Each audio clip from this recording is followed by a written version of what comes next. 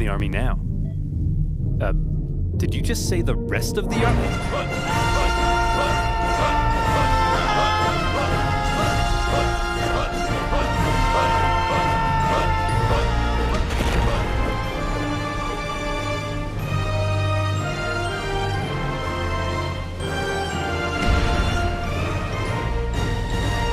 Napoleon developed some fairly anti-French sentiments. Napoleon's dad, however, quickly embraced his new French overlords, which created some tension between dad and son. Ooh.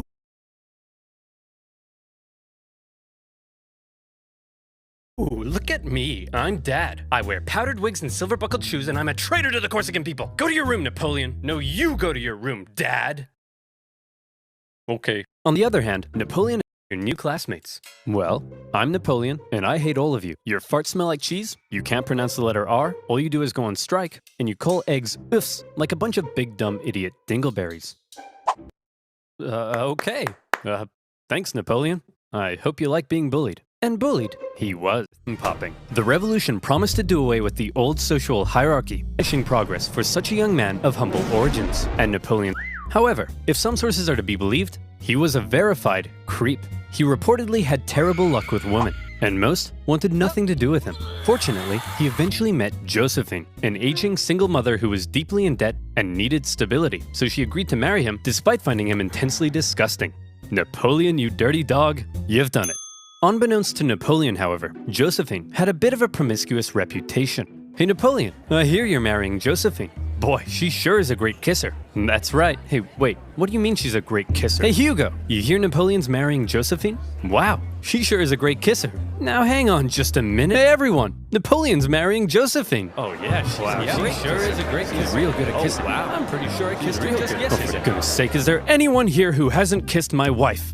Yeah, you. What? Dude, the rest of us are monarchies. You've just totally threatened the balance of power in Europe. Now we have to worry about our stinky peasants rising up against us. I mean, holy hell, your queen is... Okay, France, this is pretty awkward. And the rest of Europe is probably itching to give you a wedgie. But you're not ready for a war yet. So you gotta be cool, man. It's absolutely crucial that you say something to defuse the situation right now. Preposterous! I declare war. Sacre bleu!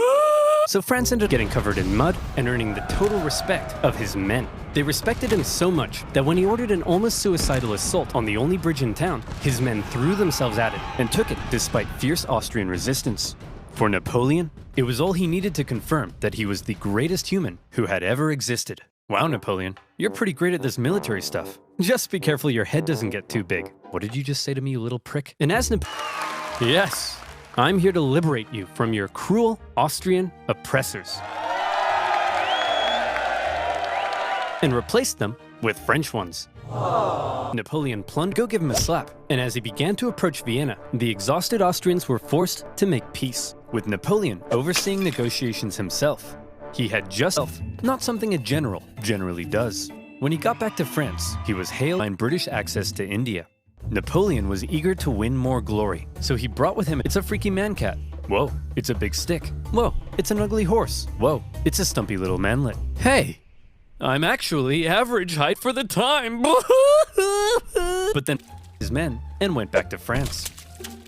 His campaign propagandist. He published his own newspapers that sometimes exaggerated his achievements and even commissioned paintings that, I'm sorry, I swear, now that you're becoming famous, I'll never do it again. Make sure you don't. I've never stooped so low as to cheat on you. Now if you'll excuse me, I'll be in this room consulting my generals for the next 30 minutes. And by consulting, I mean boinking. By my generals, I mean this woman.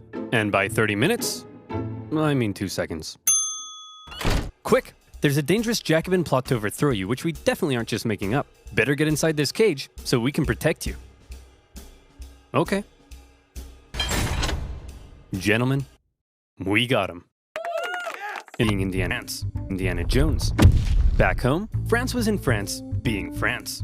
They had conquered even more territory, and they were like, hey Piedmont, you get revolutionary ideals. Hey Switzerland, you get revolutionary ideals. And Rome, you get revolutionary ideals. Everybody gets revolutionary. Oh, hey guys, nice sledgehammers. And Naples, very cool nail gun. You guys here to get some revolutionary ideas? as France was still spreading the military leader.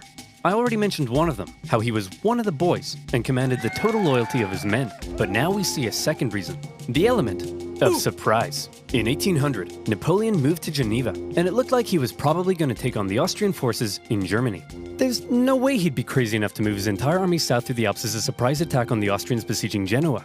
Oh, Napoleon's moving his entire army south through the Alps as a surprise attack on the Austrians besieging Genoa. Napoleon's crossing of the Alps is legendary, and you may have seen one of the most famous paintings of the general, popping a sick wheelie on his majestic stallion surrounded by dangerous mountain terrain. Of course, in real life, he made the crossing on a depressed mule. But that's not as cool. When he emerged in Italy, the Austrians expected him to come break their siege, but Napoleon went for their supply line near Milan, forcing the Austrians to meet Napoleon head-on at the famous Battle of Marengo. The Austrians initially clobbered the outnumbered French, and they were like, hooray! We won. But then a few hours later, Napoleon showed up again with an even bigger army, and he clobbered them right back. Holy cow, this tiny little fun-sized French guy is running rings around us. Hey! I'm average height for the time, you jerk! Then, after General Moreau's fate, so in response, they embargoed the UK right back. Neutral countries protecting their own interests? That's offensive. So Britain went to Copenhagen and blew a bunch of stuff up, and the League disbanded. But because the UK's economy was pretty bust, they decided to sign a treaty with France in 1802. For the first time in a long time, Europe was at peace.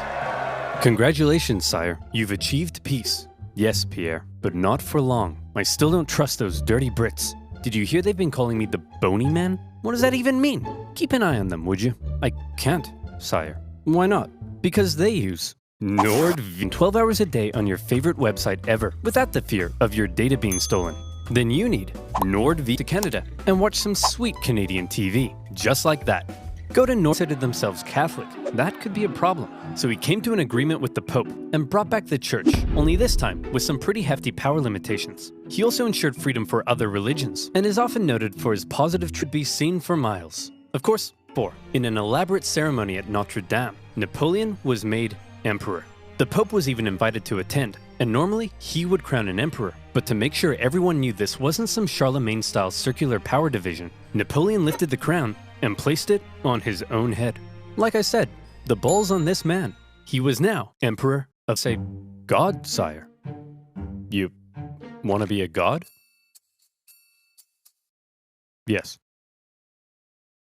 I'll put it down under maybe. Okay, everyone.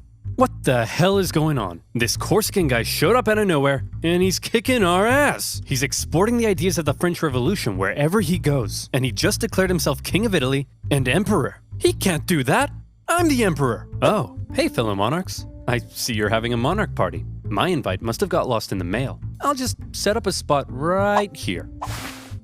Wow. You don't belong here, Napoleon. We're coming to take you down. I'd like to see you try. Whoa, I'm so scared I just pooed my pants. Hey everyone, I just pooed my pants.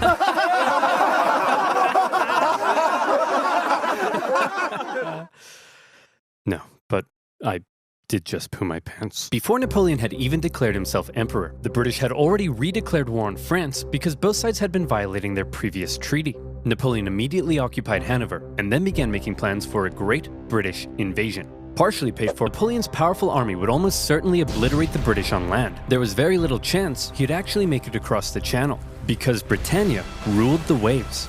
This power dynamic would keep the two traditional enemies from engaging in much real direct combat throughout the Napoleonic Wars. However, the British had something else up their sleeve: copious amounts of money.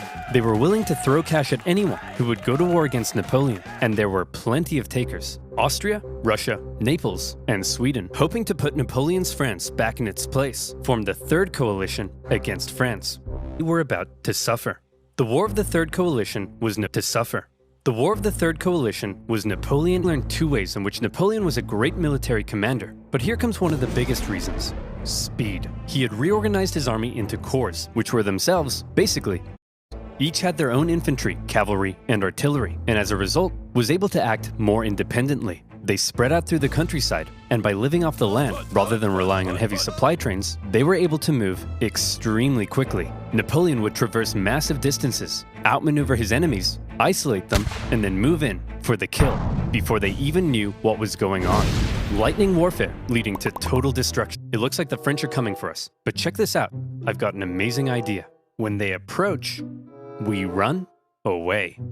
Sir, you're a genius. The Russians began to retreat, Napoleon giving chase, and since his tactics relied on quick victories, this could be a problem, especially because the longer the war went on, the more likely it looked other countries may join the coalition against him.